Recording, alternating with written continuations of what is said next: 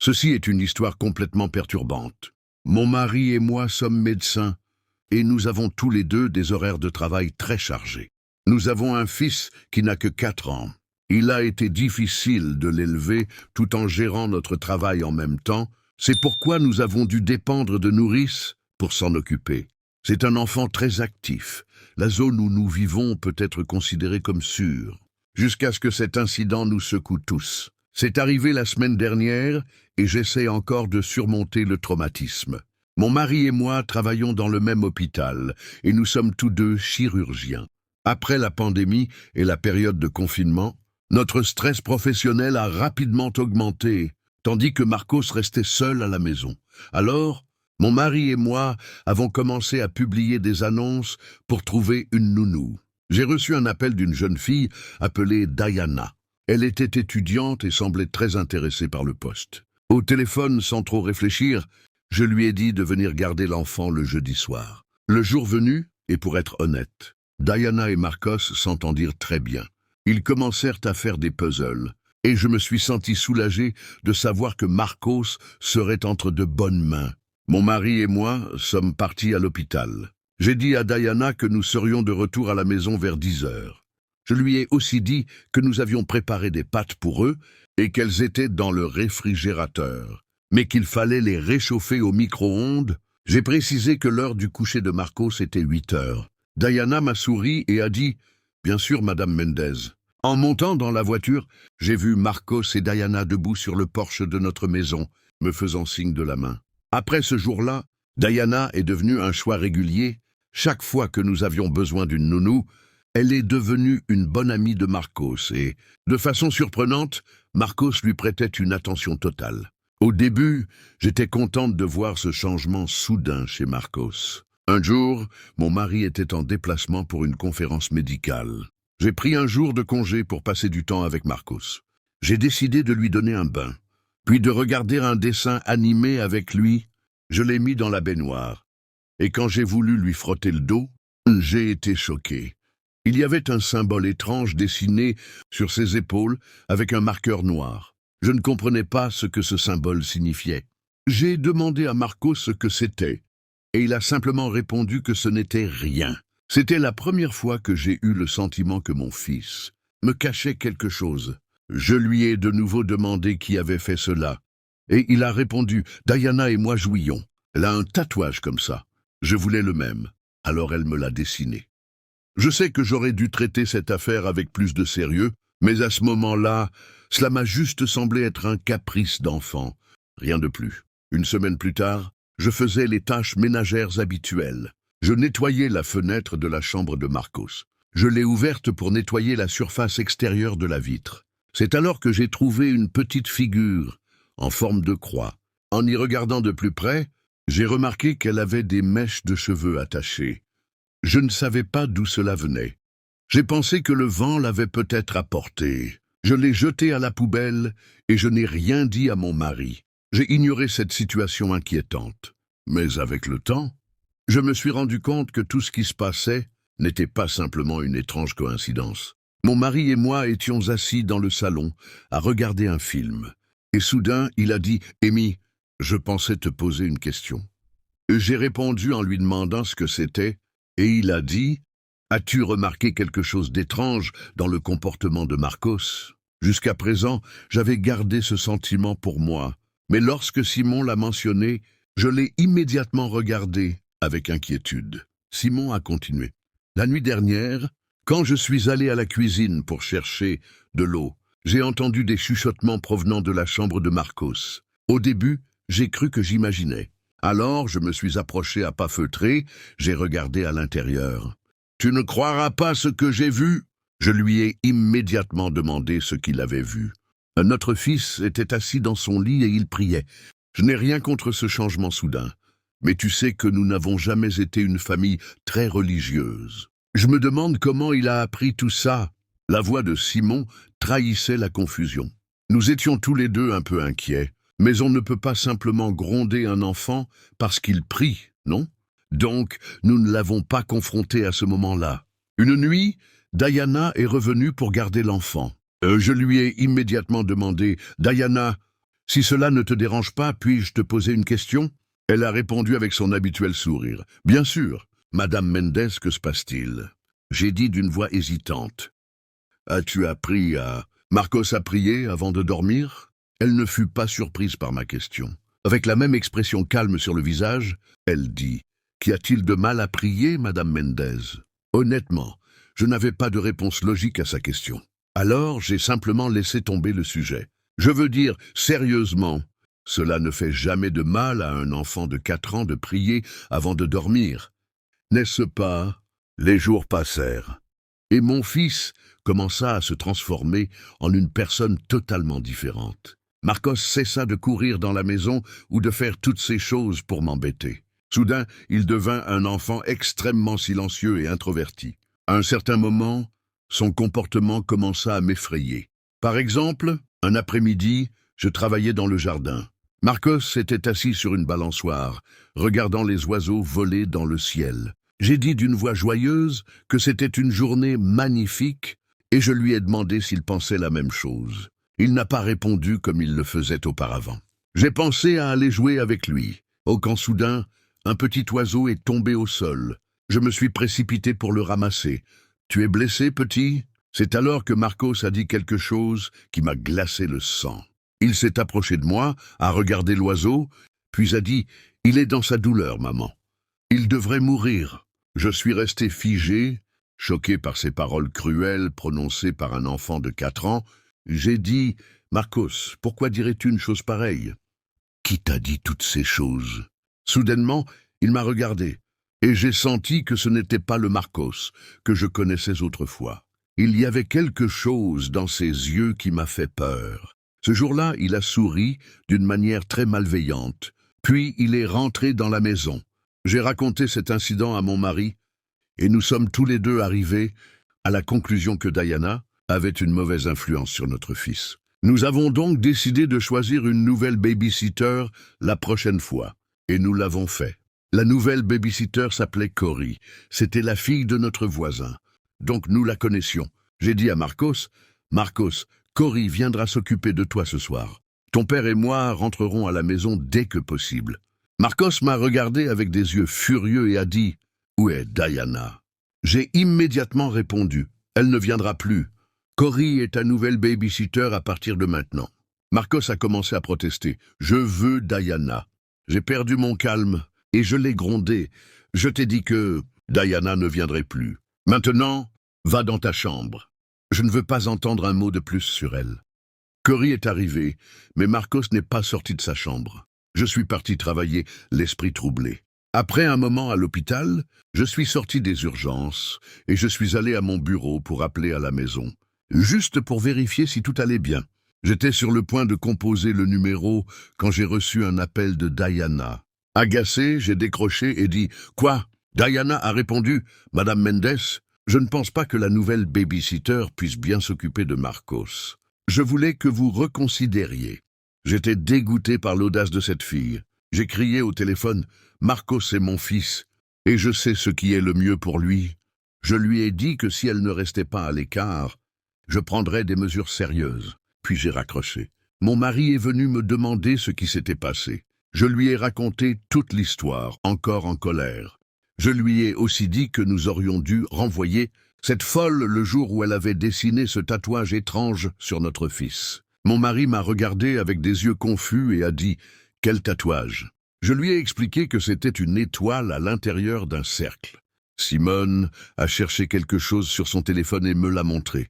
En disant « C'est de ce symbole dont tu parles ?» C'était en effet le symbole. Simone a alors dit d'une voix paniquée « Nous aurions dû prendre cette affaire plus au sérieux. » J'ai répondu « Que signifie ce symbole ?»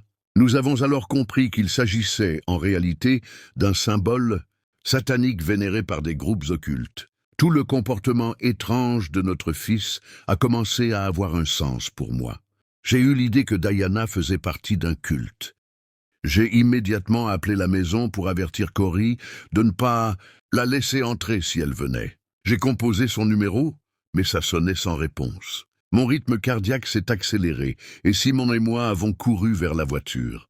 Nous avons appelé les urgences en route. Quand nous sommes arrivés à la maison, Tout était plongé dans l'obscurité. Pas une seule lumière n'était allumée.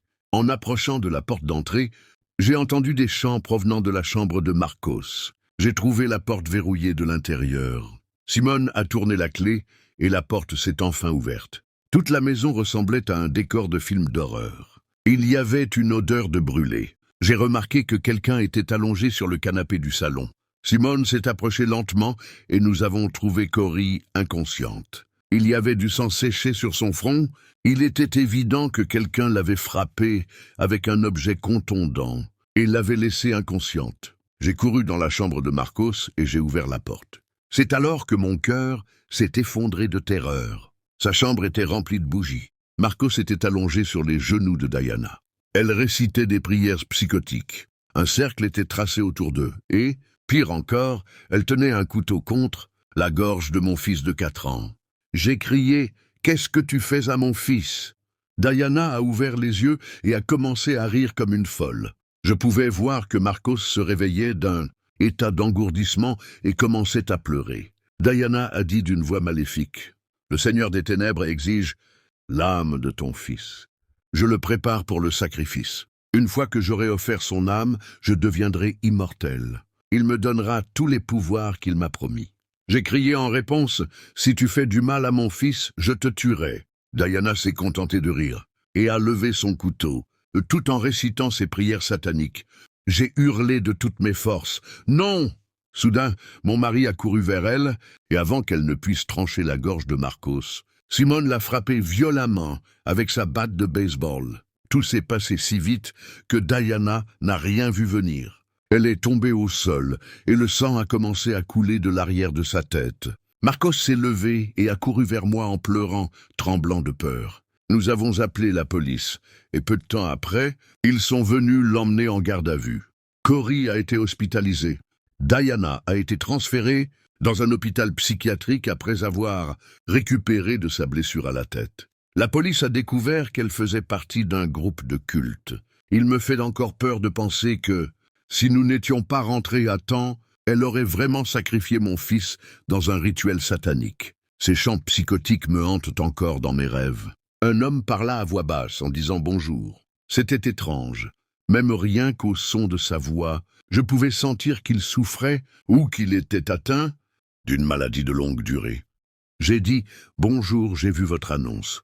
Cherchez-vous toujours une babysitter ?» L'homme a répondu « Oui, absolument. C'est pour mon petit garçon. Es-tu disponible demain ?» J'ai répondu immédiatement « Oui. » Puis, l'homme m'a donné son adresse et m'a dit d'être là à 7 heures le lendemain. J'ai décidé de me rendre au travail de babysitter directement après la fac. La maison était située en périphérie du village. C'était une maison en bois. En marchant vers le porche, j'ai sonné à la porte et elle s'est ouverte toute seule. Au début, j'ai eu un peu peur. Puis j'ai baissé les yeux et j'ai vu un petit garçon debout sur le seuil. J'ai compris que c'était l'enfant dont parlait l'homme. Il avait l'air fragile et faible. Rien qu'à ses yeux grands ouverts et son corps maigre, on pouvait voir qu'il n'était pas bien nourri. J'ai dit « Bonjour, je suis Ellie. Est-ce que tes parents sont à la maison ?» Le garçon a répondu d'une voix faible. Ma maman est partie avec l'homme en colère. « Mon papa est malade. »« Qui es-tu » J'ai répondu d'une voix un peu mal à l'aise. Que j'avais été appelé pour le garder. C'est alors que j'ai entendu une voix malade et faible d'un homme venant du fond de la maison. La voix a dit à l'enfant de me laisser entrer. Le petit garçon m'a regardé une dernière fois, puis il m'a laissé entrer. Il avait probablement 3 ans, mais il semblait dans un état terrible. L'intérieur de la maison était étouffant et en désordre. On pouvait remarquer que cela faisait très longtemps, que personne n'avait nettoyé cet endroit. Au fond du salon, j'ai vu une porte de chambre dans le coin gauche. Le petit garçon a pointé dans cette direction et a dit « C'est la chambre de mon papa. » Il n'en est pas sorti depuis 2 jours, depuis que ma maman est partie. Il dit qu'il ne se sent pas bien. J'ai compris que les parents de cet enfant devaient être séparés et que sa maman avait quitté son père pour un autre homme. J'ai frappé à la porte et j'ai dit « Monsieur, c'est moi. » Ellie, on a parlé au téléphone pour le travail de babysitter. Est-ce que tout va bien? L'homme a répondu avec la même voix « Je vais bien. J'ai juste besoin d'intimité et de repos. Si tu pouvais, s'il te plaît, Allez à la cuisine et préparez quelque chose à manger pour mon fils. Il n'a pas mangé depuis 2 jours. Puis, va au canapé, tu trouveras un annuaire téléphonique. Tu y verras le nom de ma mère, sous le nom de Madame Martha Sanders. Appelle-la, s'il te plaît, pour qu'elle vienne chercher mon fils. Je ne suis pas assez en forme pour m'en occuper. Je me suis senti mal pour cette famille. Le petit garçon me regardait avec de grands yeux remplis de larmes. J'ai répondu à Monsieur Sanders que je l'aiderais, bien sûr. Et je lui ai demandé si je devais appeler une ambulance pour lui. Il m'a simplement répondu qu'il allait bien et que je devais juste prendre soin de son fils, jusqu'à l'arrivée de sa grand-mère. Il m'a aussi dit qu'il y avait une boîte en bois dans le salon et que je devais y prendre $50 pour le dérangement. Les gens ont leur propre façon de gérer les problèmes conjugaux, alors sans entrer dans les détails familiaux, je suis allé à la cuisine. Il y avait de la vaisselle sale partout. Il était évident, vu l'état de la cuisine, que cet endroit n'avait pas été utilisé depuis plusieurs jours. J'ai trouvé un paquet de pâtes prêtes à cuire. Je les ai préparées et mises dans une assiette sur la table. Puis j'ai demandé à l'enfant quel était son prénom. Il m'a répondu qu'il s'appelait Ted. Je l'ai pris sur mes genoux et je me suis assise sur la chaise, près de la table de la salle à manger. Je lui ai donné les pâtes, et vu la façon dont il mangeait, je pouvais dire qu'il n'avait vraiment pas mangé depuis un moment. Je me suis senti mal pour lui. Une sensation de colère est montée en moi contre la mère de l'enfant. Quel genre de mère était-elle? Elle aurait pu emmener l'enfant avec elle, ou au moins appeler quelqu'un pour l'aider avec son mari malade. Ce pauvre petit était resté affamé pendant 2 jours. Après avoir terminé le repas, j'ai décidé de donner un bain à Ted. C'est alors que j'ai remarqué qu'il avait des bleus sur tout le dos. J'ai demandé, surprise, « Qu'est-ce qui s'est passé, Ted? Qui t'a fait ça ?»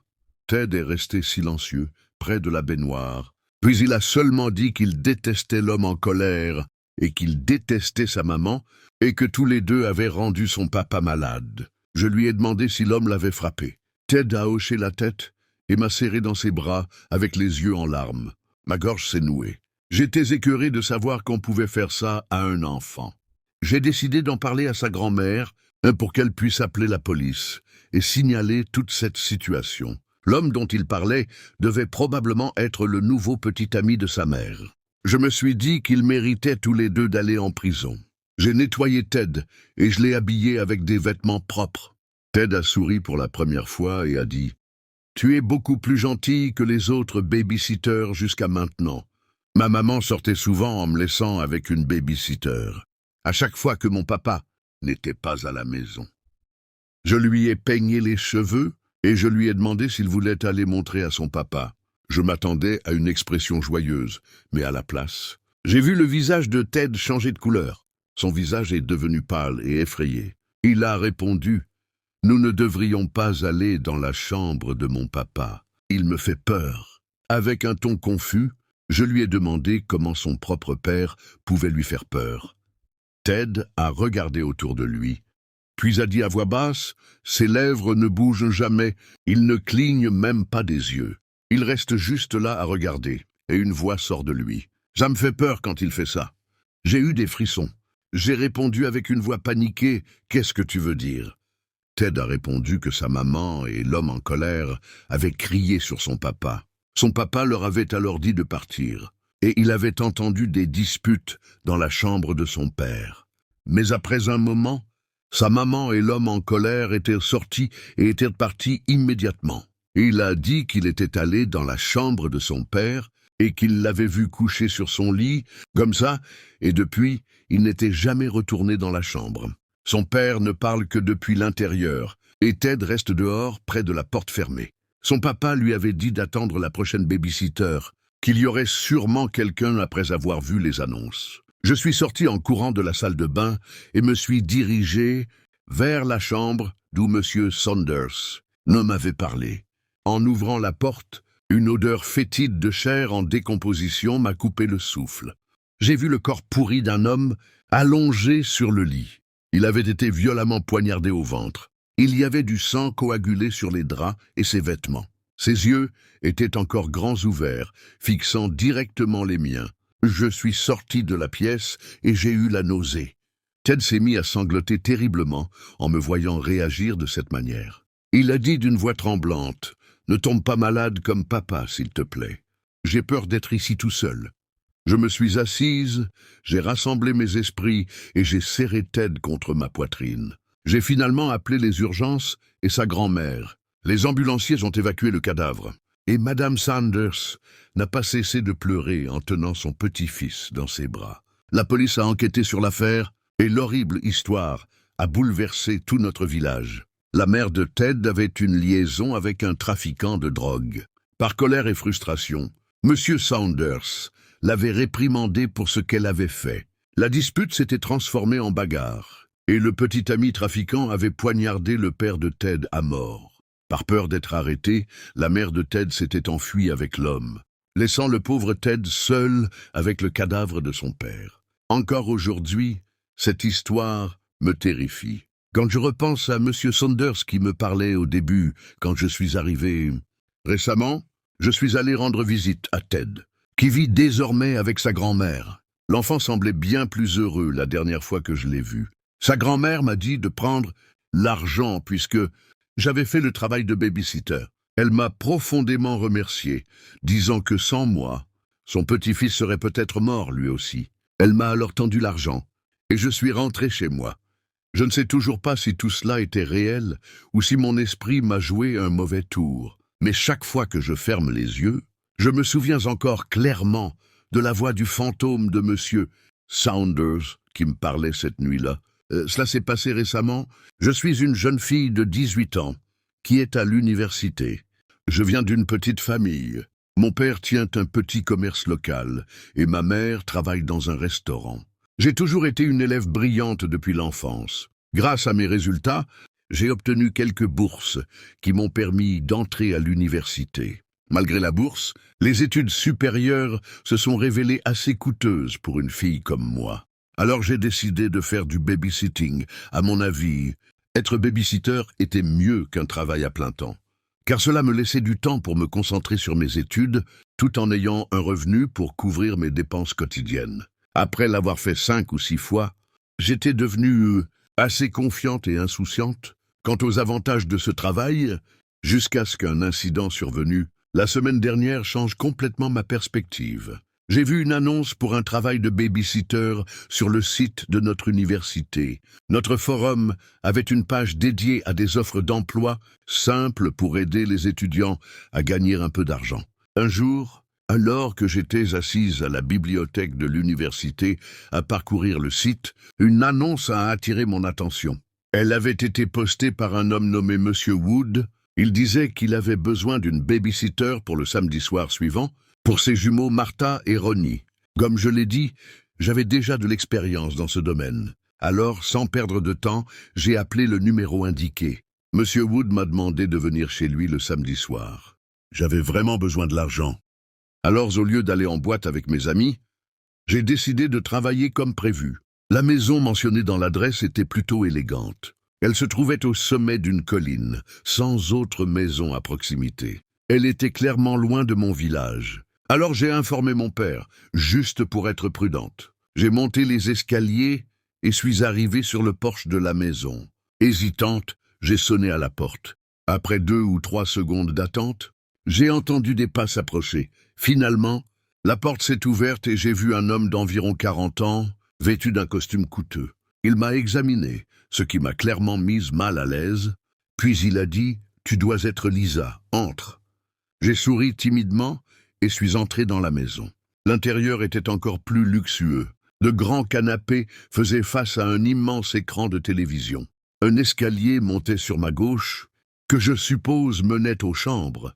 L'homme s'est servi un verre et a dit « Je suis John Wood, assieds-toi. »« Je t'en prie. » Je me suis assise et il a appelé d'une voix ferme mais agacée. « Martha, Ronnie, elle est là, descendez. » Aussitôt, j'ai entendu des pas courir à l'étage. Une fille et un garçon, âgés d'environ 3 ou 4 ans, sont descendus et sont restés silencieux dans le salon.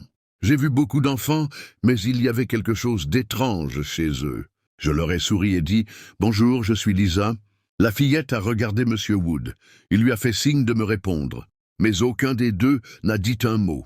Monsieur Wood a alors dit d'une voix sévère. « Martha, dis bonjour à Lisa maintenant. » La petite fille a souri comme un robot et a dit « Bonjour, je suis Martha, lui c'est Ronnie. » Je n'ai pas aimé la façon dont Monsieur Wood poussait les enfants à interagir. Les enfants prennent du temps pour s'adapter à de nouvelles personnes. En plus, en regardant le garçon et la fille, j'ai senti qu'ils avaient peur de leur père. J'ai supposé que Monsieur Wood pouvait être un père strict, car élever deux enfants seuls peut être difficile. Monsieur Wood a terminé son verre, puis a dit « Lisa, j'ai une réunion d'affaires très importante ce soir. Je serai de retour à 9 heures. Et ne t'inquiète pas, je commanderai un Uber pour ton retour quand je rentrerai. Il y a plein de nourriture dans le réfrigérateur. Les enfants se couchent à 8 heures tapantes. Mets-toi à l'aise. » Monsieur Wood a ensuite appelé quelqu'un, probablement son client, et a dit « Oui, j'arriverai dans une demi-heure. » Puis il a regardé les enfants, une dernière fois, et a dit « Ne faites rien que vous ne devriez faire, et écoutez bien Lisa, d'accord? Bonne nuit les enfants. » Les parents peuvent être stricts quand il s'agit de discipliner leurs enfants, mais ce père n'était pas seulement sévère, il était aussi insensible. Monsieur Wood est parti dans sa voiture et a fermé la porte d'entrée à clé. En me retournant, j'ai vu les enfants assis sur le canapé, me fixant de leurs grands yeux ouverts. Le petit Ronnie n'avait pas prononcé un seul mot jusqu'à présent. Alors je me suis approché de lui et j'ai dit « Il est seulement 6h30. Vous avez encore plein de temps avant d'aller au lit. Vous voulez faire quelque chose de drôle ou juste regarder la télé ?» Ronnie a regardé sa sœur Martha et a dit « Elle ne nous ressemble même pas. » Je ne m'attendais pas à ce commentaire. Je les ai regardés, surprise, et j'ai dit « Qu'est-ce que tu veux dire ?» Martha a immédiatement répondu « On peut regarder des dessins animés jusqu'à l'heure du coucher. » Je me suis rendu compte de ce qu'elle faisait. Martha jouait la grande sœur et essayait de cacher quelque chose à propos de ce que son frère venait de dire. J'ai donc laissé tomber le sujet et dit « D'accord, bien sûr ». Les enfants se sont installés sur le canapé et ont commencé à regarder la télévision. La journée avait été chargée et j'avais à peine déjeuné. J'ai ouvert le réfrigérateur. Il était plein à craquer de nourriture. Littéralement beaucoup trop. Je veux dire... Les seuls habitants de la maison étaient un adulte et 2 petits-enfants. Stocker autant de nourriture me paraissait un peu étrange au début. Puis j'ai pensé que peut-être, à cause de l'isolement, c'était difficile d'aller faire les courses. Je me suis assise à la table près de la fenêtre de la cuisine avec une part de gâteau. D'habitude, je dois jouer avec les enfants, mais ceci était différent. Comme je l'ai dit, la vue depuis la table ne couvrait pas tout le salon. Mais elle était parfaite pour garder un œil sur eux. Les enfants riaient en regardant les dessins animés. Je me suis plongé dans mon téléphone tout en mangeant. Je ne sais pas combien de temps j'ai été distraite, mais soudain, j'ai senti que l'atmosphère était devenue trop silencieuse. J'ai levé la tête et mon cœur s'est figé. Martha et Ronnie étaient assis par terre comme des statues, me fixant intensément. Même s'ils n'étaient que 2 petits-enfants, ce regard étrange m'a glacé. À ce moment-là, j'ai dit « Les enfants, qu'est-ce qu'il se passe? Pourquoi vous êtes assis par terre ?» Ils continuaient de me fixer sans dire un mot. Ils n'ont même pas cligné des yeux. Juste ce regard vide. Je me suis levé et j'ai dit « D'accord. Ça suffit. Il est temps d'aller au lit. Il est déjà 7h30. Votre père va bientôt rentrer. » Martha et Ronnie se sont levés lentement, se sont regardés. Puis on dit en chœur, il s'appelle Monsieur Wood. Il préfère qu'on l'appelle seulement comme ça. J'ai trouvé ça étrange, mais je n'ai rien dit. Je me suis approché pour leur prendre la main et les emmener à l'étage. Soudain, Martha a dit « Pourquoi tu ne viens pas nous voir tout le temps ?» Je n'avais aucune idée de ce dont parlaient ces enfants. Je me suis accroupi à leur hauteur et j'ai dit « De quoi tu parles, Martha ?» Tout va bien tous les deux? Avant que Martha ne puisse répondre, Ronnie a dit avec une mine triste « Tu étais censé venir. » Plutôt. Monsieur Wood nous a amenés ici pour te rencontrer. Tu ne nous aimes pas? Un frisson m'a traversé tout le corps. J'étais plus que confuse. J'ai dit, d'un ton désorienté, « Pourquoi je viendrais vous voir? Et qu'est-ce que tu veux dire par Monsieur Wood vous a amenés ici? Martha s'est mise à pleurer et a dit « S'il te plaît, maman, emmène-nous avec toi. » J'ai senti le sol se dérober sous mes pieds. « Maman, je suis désolé ma chérie, mais je ne suis pas ta maman. Tu peux m'expliquer ce qu'il se passe ici ?» ai-je répondu. Martha a dit « Mais c'est toi, Monsieur Wood a dit que tu étais notre maman, mais que tu serais fâché si on t'appelait comme ça. Alors, on n'a rien dit au début. Tu es fâché ?»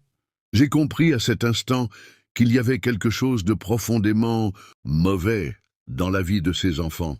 Je les ai fait s'asseoir et j'ai dit « Qui est Monsieur Wood ?»« Ce n'est pas votre père. » Ronnie a répondu. Martha et moi, on vivait avec les autres enfants avant, dans cette vieille maison. Monsieur Wood a parlé avec Tata Chisti et il nous a amenés ici. Il a dit qu'il nous emmènerait voir notre maman. Et hier soir, il a dit que notre maman viendrait nous rencontrer. Et ensuite, tu es venu.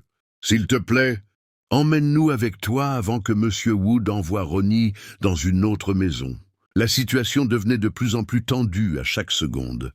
En écoutant ces enfants, j'ai senti que cette maison n'était en réalité pas la leur, et que l'homme que je venais de rencontrer n'était pas vraiment leur père. J'ai dit « Monsieur Wood veut emmener Ronnie où ça ?» Martha a répondu, avec la même expression triste. Il a dit qu'on allait être envoyé vivre avec d'autres gens et qu'un jour, quand on serait grand, il nous ramènerait vers toi. Mais moi, je veux aller nulle part. Je veux juste être avec toi, maman. Je me suis finalement rendu compte que ces enfants étaient en grave danger. Sans perdre une seconde, j'ai immédiatement appelé mon père. Il a contacté la police et ils sont venus sauver les enfants. Monsieur Wood a été arrêté cette même nuit. Il s'est avéré que cet homme faisait du trafic d'enfants. Il achetait des enfants issus d'orphelinats, pauvres pour ensuite les revendre. On ne sait pas exactement où. Il avait probablement prévu de faire la même chose avec Martha et Ronnie, s'il ne m'avait jamais rencontré. Aujourd'hui, Martha et Ronnie sont en cours d'adoption par un couple gentil de notre village. Je vais souvent les voir et ils m'appellent encore maman. Ce qui, je suppose, ne me dérange pas. Car qu'ils soient ou non mes enfants biologiques, ils méritent d'être traités comme des enfants à part entière. Honnêtement, je suis fier d'avoir pu sauver 2 jeunes vies des ténèbres de ce monde. À vrai dire, mes parents n'avaient pas les moyens de m'acheter la robe que je voulais pour le bal de rentrée. Alors j'ai décidé de trouver un petit boulot de babysitting pour pouvoir la payer moi-même. C'était un pari un peu risqué de nos jours. Les gens sont à juste titre très prudents quand il s'agit de laisser quelqu'un entrer dans leur maison, encore plus pour s'occuper de leurs enfants. J'ai dû montrer mes bulletins scolaires et fournir des lettres de recommandation de mes professeurs aux parents. Je comprends parfaitement, surtout après avoir entendu toutes ces histoires d'horreur sur YouTube. Mais le fait de comprendre n'enlevait rien à ma frustration. Quand j'ai enfin trouvé un emploi, les personnes pour qui j'allais travailler étaient très différentes des parents que j'avais rencontrés jusqu'ici. J'avais emporté mes bulletins et mes lettres de recommandation, mais ils ont eu l'air sincèrement surpris quand je les leur ai présentés. Encore plus surpris que moi de voir qu'ils ne me les avaient même pas demandés. C'était presque comme s'ils essayaient de faire semblant. Alors ils ont feint de s'y intéresser. J'ai décroché le job assez rapidement. C'était super aussi, car c'était un poste fixe tous les vendredis, bien payé. Comme j'avais eu le poste si facilement, j'ai tout de suite pensé que les enfants devaient être un vrai cauchemar. Mes propres parents étaient assez stricts, mais je sais que certains parents ne savent tout, simplement pas éduquer leurs enfants, et ils deviennent de petits monstres. Crois-moi, je l'ai vu plus d'une fois. J'étais assez nerveuse pour ma première soirée, mais j'ai été agréablement surprise. Les enfants étaient de vrais petits anges, peut-être même les plus sages que j'ai jamais rencontrés. J'étais encore un peu perplexe quant à l'attitude étrange des parents, mais j'ai fini par me dire qu'ils étaient juste plus confiants que les autres. Quelques semaines après avoir commencé, mon amie Jody m'a demandé si je voulais aller au cinéma avec elle un vendredi soir. Je lui ai répondu que je ne pouvais pas, parce que j'avais du babysitting. Elle aussi faisait du babysitting de temps en temps. Alors elle m'a posé plein de questions sur la famille, le comportement des enfants, Et bien sûr, combien j'étais payé. Pendant notre conversation, j'ai mentionné le nom de famille de mes employeurs. Jeudi est devenue blanche comme un linge. Pour une fille qui passait plusieurs soirs par semaine dans une cabine de bronzage, c'était assez frappant. Elle m'a demandé l'adresse exacte, et après avoir hoché la tête, elle m'a dit que j'étais vraiment courageuse. Quand je lui ai demandé ce qu'elle voulait dire par là, elle m'a expliqué que cette maison était une sorte de patate chaude dans le quartier. Elle avait vu au moins 6 familles y emménager et déménager au cours de sa propre vie. Et ce, rien que depuis qu'elle était assez âgée pour remarquer ce genre de choses. Puis elle m'a raconté pourquoi. Dans les années 60, une famille vivait là, et ils avaient une fille de 10 ans. Ils la gardaient enfermée dans l'abri de jardin à l'arrière de la maison. Elle n'allait pas à l'école, et ils la laissaient là dans ses propres excréments. Elle est morte de malnutrition à l'âge de 10 ans. Maintenant, soyons clairs, je n'ai pas cru à son histoire à ce moment-là, et je n'y crois toujours pas. Pour moi, ce n'était qu'une de ces légendes urbaines exagérées, celles que les gens se racontent et qui deviennent de plus en plus grotesques avec le temps. Mais même si je ne croyais pas cette histoire, je me sentais quand même un peu nerveuse dans cette maison. Je n'ai jamais mentionné cette légende urbaine aux parents, parce que j'aimais vraiment ce travail et je ne voulais pas le perdre pour avoir l'air bizarre. Quelques semaines plus tard, après que Jody m'ait raconté cette histoire, je gardais les enfants un vendredi soir. Dans un scénario tout droit sorti d'un film d'horreur, une babysitter pendant une nuit orageuse. Eh bien, c'est exactement ce qui se passait. J'avais couché les enfants plus tôt, et il devait être environ 10 heures du soir. Les parents sortaient habituellement très tard, et je ne m'attendais pas à les voir revenir avant 2 heures du matin. Je regardais la télévision dans le salon à l'étage. Je regardais The Daily Show quand un énorme coup de tonnerre fit presque trembler la maison. Comme on pouvait s'y attendre, peu de temps après, la fille de 8 ans entra dans la pièce. « Chérie, tu as peur du tonnerre ?» lui ai-je demandé en la voyant s'approcher. Hélène secoua la tête, puis dit quelque chose que je ne compris pas. Quand je lui demandai de répéter, je faillis le regretter. Elle me dit « J'ai pas peur du tonnerre. J'ai peur de la petite fille dans le jardin. » Évidemment, j'ai été alarmé et je lui ai demandé de quoi elle parlait. Hélène me dit de la suivre et qu'elle allait me montrer. J'espérais qu'elle ait juste fait un cauchemar ou quelque chose comme ça, mais j'étais nerveuse pendant qu'elle me guidait jusqu'à sa chambre. Ensuite, elle me demanda de regarder par la fenêtre vers le jardin. J'étais effrayé, mais j'étais la babysitter. C'était donc mon rôle de protéger les enfants. Je m'approchai discrètement de la fenêtre et regardai dehors. Et bien sûr, il n'y avait rien. Mais en tournant les yeux vers le fond du jardin, je vis quelque chose que je n'oublierai jamais. Dans la boue, une petite fille, vêtue uniquement d'une chemise de nuit, rampait lentement. Elle se traîna jusqu'au cabanon, se retourna, regarda vers la fenêtre, puis poussa la porte du cabanon, entra à l'intérieur et referma la porte. Terrifié, j'ai rassemblé les enfants dans le salon et j'ai appelé la police, ainsi que les parents. Tout le monde est arrivé immédiatement. La police a fouillé le jardin et le cabanon, mais ils n'ont trouvé personne. Pourtant, ils ont trouvé de la boue sur la porte du cabanon et sur le sol à l'intérieur, comme si quelqu'un y avait réellement été. Je ne croyais pas aux fantômes à l'époque, et je n'y crois toujours pas. Honnêtement, jusqu'à aujourd'hui, je pense que c'était une blague montée par mon amie, Jody, mais elle nie farouchement. Et elle avait l'air sincèrement effrayée quand je lui ai raconté l'histoire. Ni les parents ni la police ne connaissaient la légende urbaine lorsque je leur en ai parlé. Mais le fait est que je ne sais pas ce que j'ai vu cette nuit-là. Je n'ai aucune explication. Et même si j'en avais une, cela resterait terrifiant. Quand j'avais 17 ans, je travaillais comme babysitter pour une famille vivant à la périphérie de la ville. Ce n'était pas une zone rurale. Mais la maison n'était pas non plus dans un quartier résidentiel.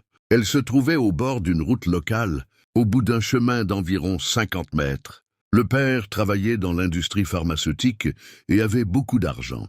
On plaisantait en disant qu'il avait pu acheter la maison grâce à l'argent des drogues. J'avais commencé à garder leurs enfants 3 ans plus tôt. Mes parents m'y emmenaient en voiture jusqu'à ce que j'ai 16 ans. Oui, j'ai eu ma propre voiture. Heureusement, j'avais économisé suffisamment d'argent grâce à ce travail de babysitter, pour m'en acheter une. J'aimais ce travail, ce qui est évident vu que je suis resté avec eux pendant des années. Je n'ai jamais eu de problème sérieux là-bas. Au pire, les enfants se chamaillaient un peu. Cependant, un samedi soir de printemps, quand j'avais 17 ans, quelque chose de très étrange s'est produit. Il pleuvait fort avec des orages. J'avais déjà couché les plus jeunes. L'aîné, Bobby, avait 13 ans et avait le droit de rester debout plus tard. Je regardais la télévision et Bobby était dans une autre pièce à jouer aux jeux vidéo. Soudain, on frappa à la porte, ce qui me fit sursauter. Je me levai, me demandant qui pouvait bien être là aussi tard et en pleine tempête. Je m'approchai de la porte et regardai par les vitres. Je vis un homme debout, avec une voiture allumée et les phares allumés derrière lui. Il portait un manteau noir, et les phares l'éclairaient par derrière, ce qui m'empêchait de voir clairement son visage. Je lui ai demandé si je pouvais l'aider à travers la porte, car je n'avais aucune envie de l'ouvrir. Il m'a simplement demandé si Charlotte était là, mais personne ne portant ce nom ne vivait dans cette maison. Je lui ai dit. L'homme répondit « Désolé, mauvaise maison ». Puis retourna vers sa voiture, monta et partit. C'était bizarre, mais je n'y ai pas trop réfléchi. Je suis retourné regarder la télévision.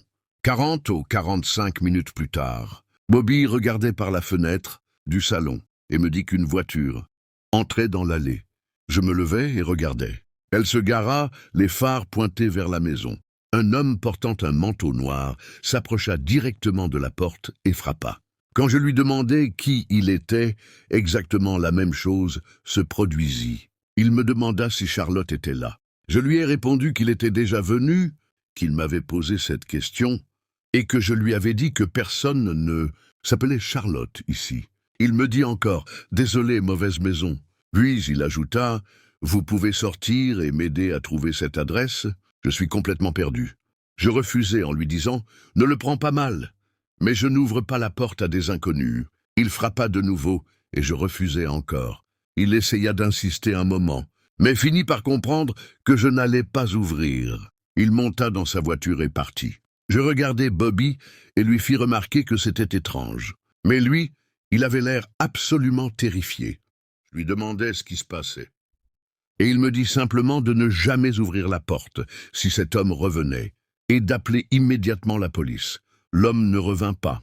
Mais quand les parents de Bobby rentrèrent à la maison, je leur racontais ce qui s'était passé. Je leur demandais aussi pourquoi Bobby avait eu si peur. Ils m'expliquèrent qu'avant moi, ils avaient une autre babysitter, Blair, qui travaillait pour eux. Blair avait disparu une nuit alors qu'elle gardait les enfants. Apparemment, quelqu'un s'était aventuré dans l'allée, et comme ils étaient très riches, ce qui ne m'étonne pas, ils avaient installé une caméra de sécurité à l'extérieur. L'homme portait un manteau noir et avait demandé si Charlotte était là. Apparemment, il avait demandé à Blair de sortir pour l'aider à trouver une adresse, car il disait être perdu. Blair accepta et ils sortirent tous les deux du champ de vision de la caméra. Ce fut la dernière fois que quelqu'un la vit. Honnêtement, je ne comprends pas pourquoi une personne qui avait enlevé une adolescente reviendrait à la même maison où cela s'était produit. Cela me semblait stupide. Le père de Bobby pensait que c'était peut-être de la vanité. Le criminel avait réussi une fois et voulait réessayer. Je n'en ai aucune idée. Tout ce que je peux dire, c'est que je suis très reconnaissante de ne pas avoir ouvert cette porte. Je travaillais aussi comme babysitter pour une femme qui, selon moi, aurait dû passer plus de temps avec ses enfants au lieu d'engager une nounou. Elle avait 3 enfants, 2 petits garçons et une fille, tous issus d'un mariage précédent. Le simple fait qu'elle ait obtenu la garde m'indiquait que, aussi peu présente soit-elle, le père devait être bien pire. Et pour clarifier, je ne veux pas dire qu'elle était une mauvaise mère, dans le sens où elle maltraitait ses enfants. Je n'ai jamais remarqué le moindre signe de ça. Elle semblait vraiment les aimer. Mais elle était toujours absente. Elle sortait faire la fête, buvait et souvent ne rentrait même pas dormir à la maison. Je suppose qu'elle passait la nuit chez l'un de ses petits amis. Mes amis se demandaient souvent pourquoi je gardais ce travail. Mais pour moi, c'était évident. Elle me payait très bien pour ce que je faisais. Et puis, les enfants n'avaient déjà ni leur mère ni leur père souvent présents. Je ne voulais pas les abandonner aussi. Et en plus, c'était vraiment de bons enfants.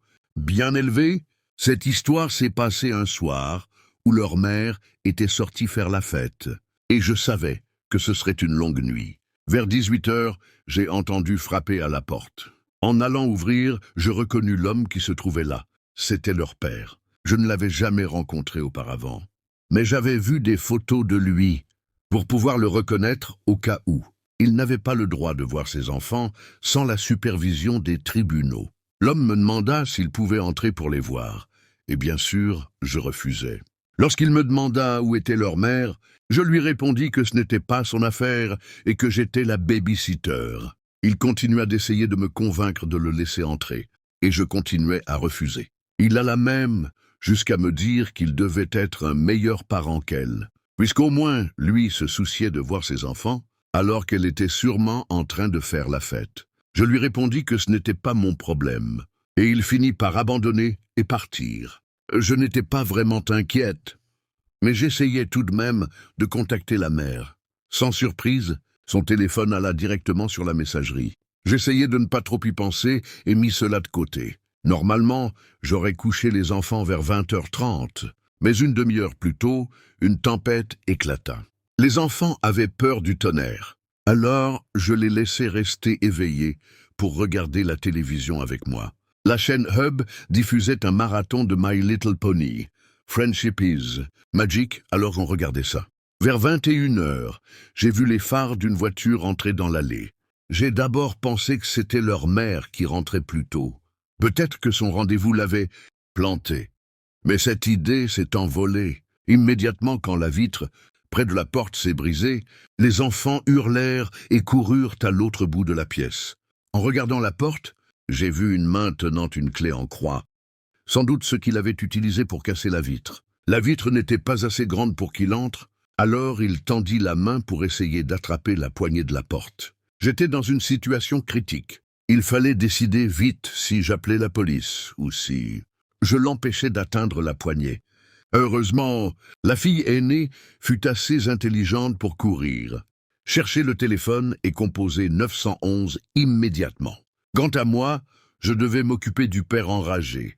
L'homme hurlait des obscénités, m'insultant de tous les noms et disant que si je ne le laissais pas entrer pour voir ses enfants, il allait me crever devant eux. Bien sûr, toute personne dotée d'un peu de bon sens saurait que ce n'était pas un argument gagnant. Dieu merci, la maison avait une cheminée, car elle avait aussi un tisonnier.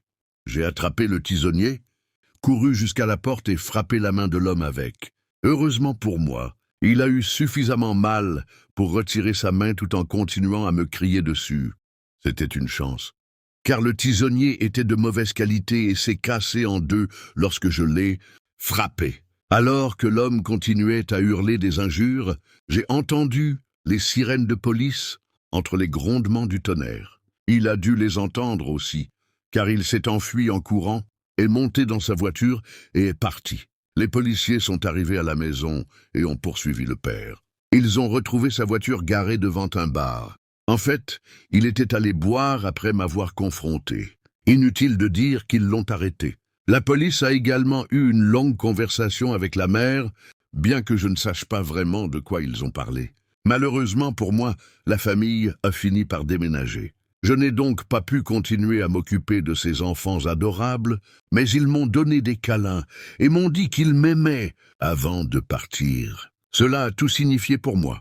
J'ai revu la mère parce que j'ai dû témoigner à une audience contre le père. Heureusement, ce salopard a été envoyé en prison. Il ne se passe pas un jour sans que le souvenir de ce que j'ai fait ne me hante. Si seulement j'avais agi autrement, peut-être que les choses auraient été différentes. Cette pensée me poursuit depuis ce jour fatidique, et je me demande encore ce qu'il est advenu de ces enfants. Le plus terrifiant, c'est que ce que je pense leur être arrivé est un cauchemar qui ne disparaît jamais. Il y a quelques années, j'ai accepté un travail de baby-sitter dans une ville tranquille des États-Unis. La famille semblait charmante. Les parents travaillaient de longues heures et avaient besoin de quelqu'un pour s'occuper de leurs 3 enfants. Les 2 plus jeunes, Emma et Tommy, étaient adorables, toujours souriants et joueurs. Cependant, l'aîné, Joshua, âgé de 11 ans, avait une attitude étrange qui me mettait mal à l'aise dès le premier jour. J'ai remarqué que Joshua était différent. Il n'était pas simplement un enfant timide ou réservé, il y avait quelque chose dans son regard qui me troublait profondément. Souvent, il restait à observer ses frères et sœurs jouer sans jamais participer. Il y avait une froideur dans ses yeux que je ne pouvais ignorer. Son comportement était si distant que parfois, je me demandais si je voulais vraiment rester là. Un après-midi, alors que nous jouions dans le jardin, nous avons entendu la sonnette. Je suis allé ouvrir la porte, et je suis tombé sur un homme d'âge moyen, le visage rouge et une forte odeur d'alcool émanant de lui.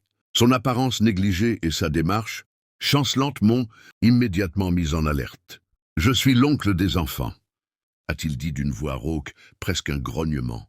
Avant que je puisse dire quoi que ce soit, Joshua est apparu derrière moi. « Oui, c'est mon oncle », a-t-il affirmé avec une fermeté inattendue. Emma et Tommy, en revanche, ne semblaient pas reconnaître l'homme. Leur visage exprimait confusion et peur. Quelque chose n'allait pas. J'ai décidé de ne pas le laisser entrer avant d'avoir pu contacter les parents. « Désolé, je ne peux pas vous laisser entrer sans avoir parlé aux parents d'abord. » ai-je dit, essayant de paraître ferme, mais poli. L'homme s'est emporté. Ses yeux se sont assombris et il a serré les poings. Un frisson m'a parcouru le dos. Je serai dans la voiture à attendre, a-t-il fini par dire avant de s'éloigner en titubant. J'ai refermé la porte et essayé d'appeler les parents des enfants, mais je n'ai obtenu aucune réponse. J'ai décidé de garder les enfants à l'intérieur et loin des fenêtres, en attendant un signe quelconque de leurs parents. À la tombée de la nuit, j'ai entendu des murmures provenant de la chambre de Joshua. Je me suis approché discrètement et j'ai entendu qu'il parlait à quelqu'un. Bien qu'il n'y ait personne d'autre dans la pièce, mon cœur s'est mis à battre plus vite quand j'ai compris une partie de la conversation. « Les enfants seront bientôt endormis », disait Joshua. « Oui, attends juste que la babysitter s'endorme. Non, elle ne remarquera rien. » Je me suis éloigné rapidement avant qu'il ne remarque ma présence. La peur m'a complètement envahi. Quelque chose de terrible se préparait, et j'étais seul avec 3 enfants, sans savoir quoi faire. J'ai rassemblé mon courage et j'ai décidé que, quoi qu'il arrive, je protégerais Emma et Tommy. Des heures plus tard, alors que j'essayais de me calmer dans la cuisine, j'ai entendu des bruits venant de la porte arrière. Je me suis approché lentement et j'ai vu l'homme de l'après-midi en train de forcer la serrure. Dans sa main brillait la lame d'un couteau. J'ai retenu un cri et reculé, cherchant mon téléphone pour appeler la police. Avant même d'avoir pu composer le numéro, j'ai entendu un cri déchirant d'Emma. J'ai couru jusqu'au salon et j'ai vu Joshua tenant Tommy, pendant que l'homme avançait vers Emma, le couteau levé. Mon instinct de survie s'est activé et sans réfléchir, j'ai couru hors de la maison en hurlant à l'aide. J'ai couru sans me retourner, jusqu'à ce que je trouve un voisin qui a appelé la police. Je leur ai expliqué tout ce qui s'était passé, le cœur prêt à éclater de terreur. Quand la police est arrivée à la maison, je suis restée dehors, tremblante, incapable d'affronter ce qu'ils pourraient trouver à l'intérieur. Je n'ai jamais su exactement ce qui s'est passé après. Les policiers ne m'ont donné aucun détail. Ils m'ont simplement dit que la situation était sous contrôle. Mais je n'ai plus jamais revu ces enfants. Les parents ont déménagé peu de temps après, et moi, j'ai quitté cette ville, emportant avec moi une culpabilité qui ne m'a jamais quitté. Jusqu'à aujourd'hui, je me demande ce qui s'est passé dans cette maison après mon départ. J'aimerais croire que les enfants vont bien, mais quelque chose me dit que c'est très peu probable. Ce regret est une ombre qui me suit, me rappelant constamment ma plus grande erreur en tant que babysitter. Depuis toute jeune, je savais que je voulais gagner mon propre argent pour avoir mes propres affaires. Je m'appelle Kea, et j'ai commencé à faire du babysitting à l'âge de 14 ans à peine.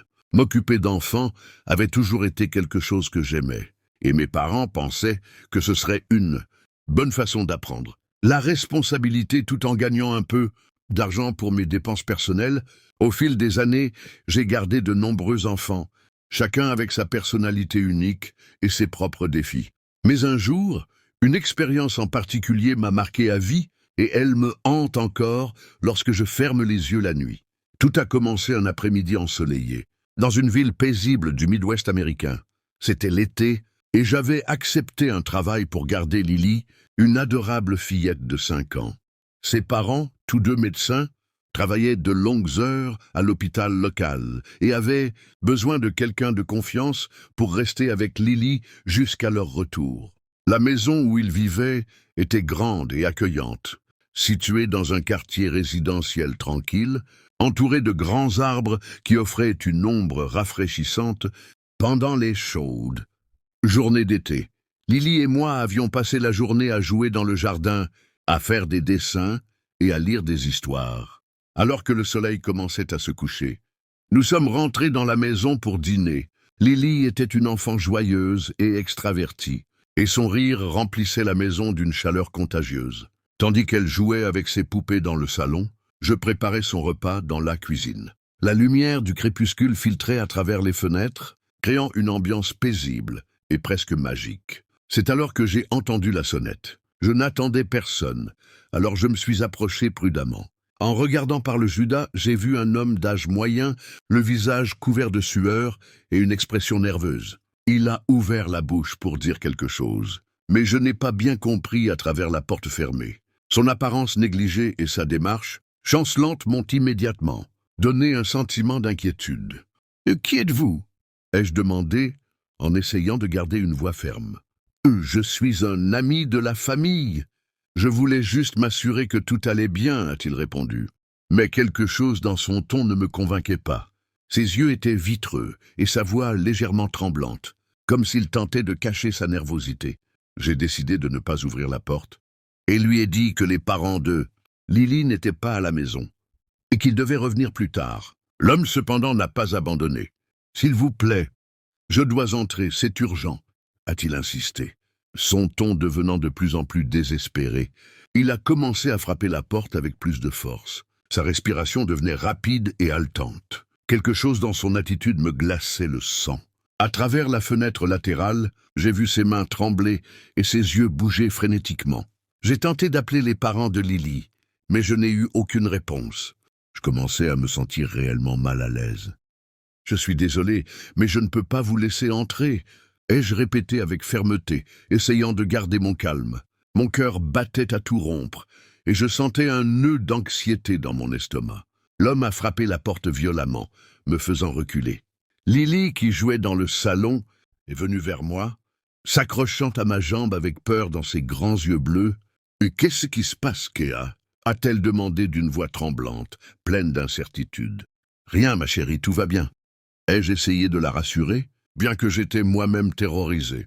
Je l'ai serrée fort dans mes bras, essayant de lui transmettre une sécurité que je ne ressentais pas. Les coups contre la porte sont devenus plus insistants, et l'homme a commencé à crier. Je sentais la panique m'envahir, mais je savais que je devais rester calme pour Lily. J'ai essayé d'appeler la police, mais mes mains tremblaient tellement que j'avais du mal à composer le numéro correctement. C'est alors que j'ai entendu un grand fracas, suivi du bruit du bois qui se fendait. L'homme essayait de forcer la porte. J'ai pris Lily dans mes bras et j'ai couru vers l'arrière de la maison, cherchant un endroit sûr pour nous cacher. J'ai trouvé un petit placard dans le couloir, et nous nous sommes enfermés à l'intérieur, refermant la porte derrière nous. Depuis notre cachette, je pouvais entendre l'homme entrer dans la maison. Ses pas résonnaient lourdement sur le sol en bois, et sa respiration était rapide et erratique. Mon cœur battait si fort que je craignais qu'il puisse l'entendre. « Lily, nous devons rester bien silencieuses. »« D'accord. » chuchotai-je à l'oreille de la petite en essayant de garder ma voix calme et ferme. Lily acquiesça les yeux pleins de larmes. Je la serrai fort contre moi, sentant son petit corps trembler contre le mien. Chaque seconde semblait durer une éternité, tandis que nous écoutions l'homme se déplacer dans la maison, ouvrant des portes et cherchant. Finalement, je l'ai entendu s'approcher de l'armoire où nous étions cachés. Je retins ma respiration, priant pour qu'il ne nous trouve pas.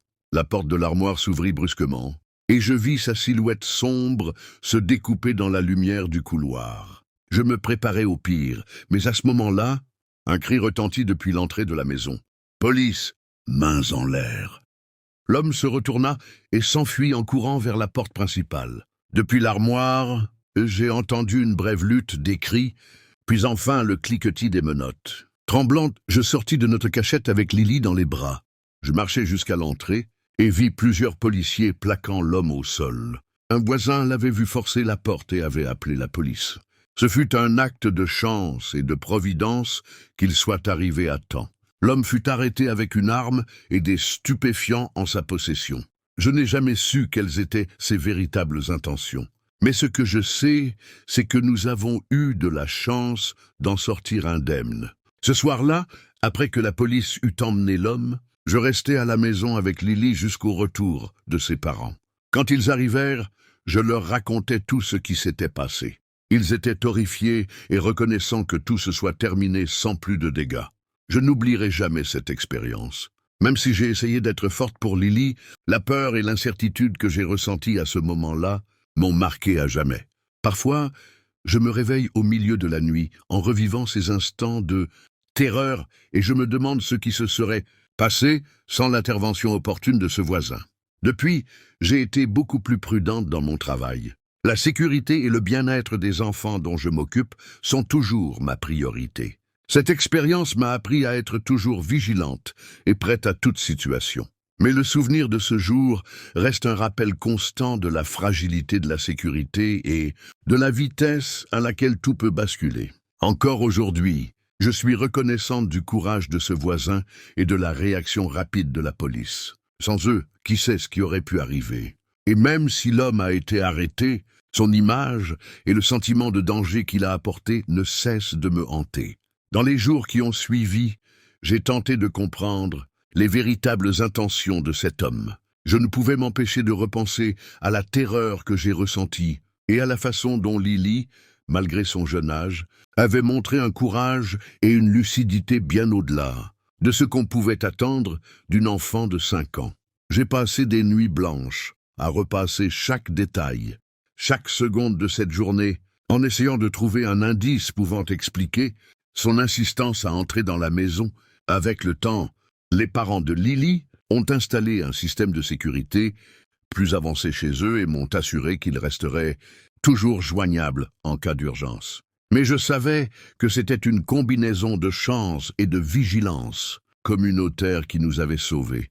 Ce fut une leçon amère, une expérience qui m'a profondément marqué et qui a sans doute façonné ma perception de la sécurité et de la vulnérabilité dans mon travail de nourrice. Cette expérience m'a aussi poussé à réfléchir à l'importance de la communauté et de la solidarité. Le voisin qui a appelé la police ne nous a pas seulement sauvés. Il a aussi prouvé que même dans les moments les plus sombres, l'aide peut venir des endroits les plus inattendus.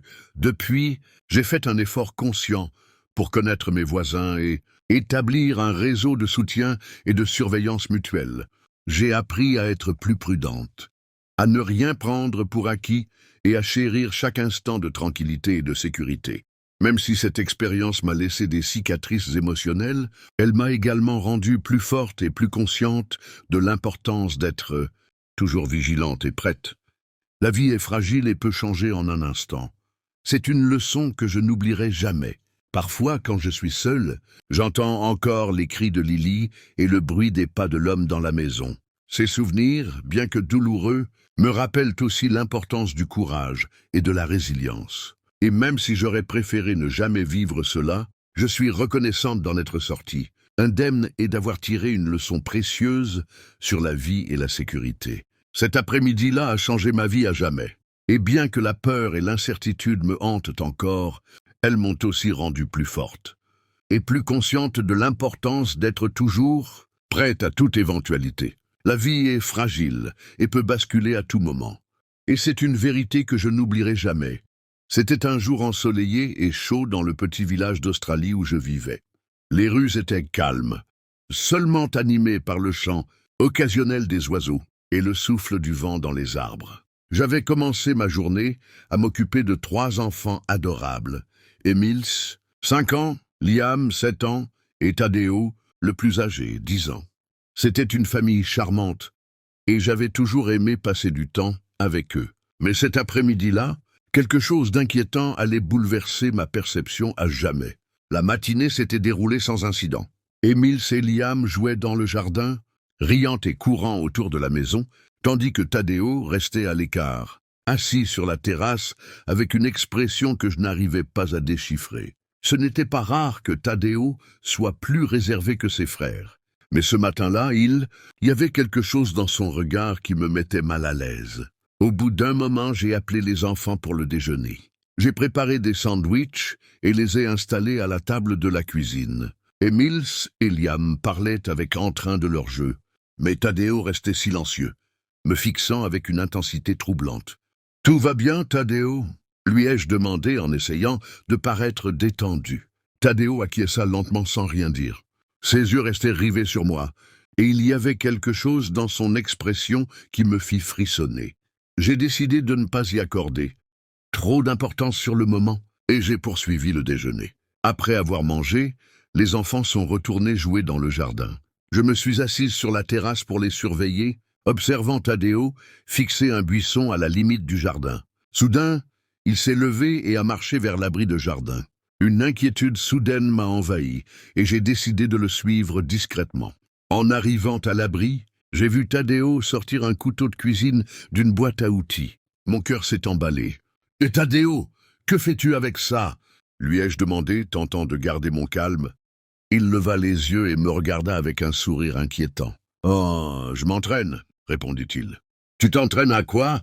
demandai-je, la voix légèrement tremblante. « À tuer Emils et Liam, » dit-il, comme si c'était la chose la plus naturelle du monde. Un frisson me parcourut l'échine. Je ne pouvais pas croire ce que j'entendais. J'essayais de m'approcher lentement de lui, espérant lui prendre le couteau sans l'effrayer. « Taddeo, tu ne devrais pas dire des choses comme ça. Ce n'est pas bien, dis-je doucement. » Taddeo me fixa, et avec un calme perturbant, il commença à décrire en détail comment il prévoyait de tuer ses frères. Chaque mot qu'il prononçait était plus terrifiant que le précédent. Il parlait avec une froideur qui me laissa paralysé. J'ai finalement réussi à lui arracher le couteau, et je l'ai caché dans un endroit sûr. Mais Taddeo ne réagit pas. Il se contenta de sourire et dit « Ce n'est pas grave, je trouverai un autre moyen. » Le reste de l'après-midi se déroula dans une tension constante. Emils et Liam continuaient à jouer, inconscients de ce qui s'était passé. Mais moi, je ne pouvais pas quitter Taddeo des yeux.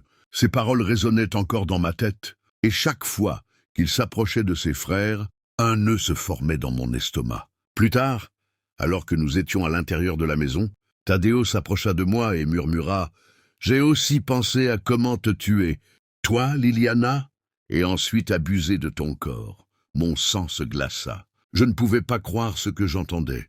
La froideur et la précision, avec lesquelles il décrivait ses fantasmes, me laissèrent sans voix.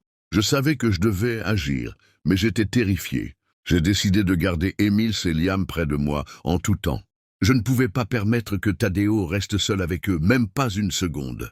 J'ai appelé les parents des enfants et leur ai expliqué la situation du mieux que je pouvais, avec calme. Ils étaient sous le choc, mais ont promis de revenir immédiatement. En attendant, j'ai essayé de rester calme et de distraire les enfants avec des jeux et des films. Mais Taddeo ne cessait de m'observer, les yeux remplis d'une malice que je n'avais jamais vue chez un enfant. Chaque fois qu'il s'approchait, un frisson me traversait le corps. Finalement, les parents sont arrivés.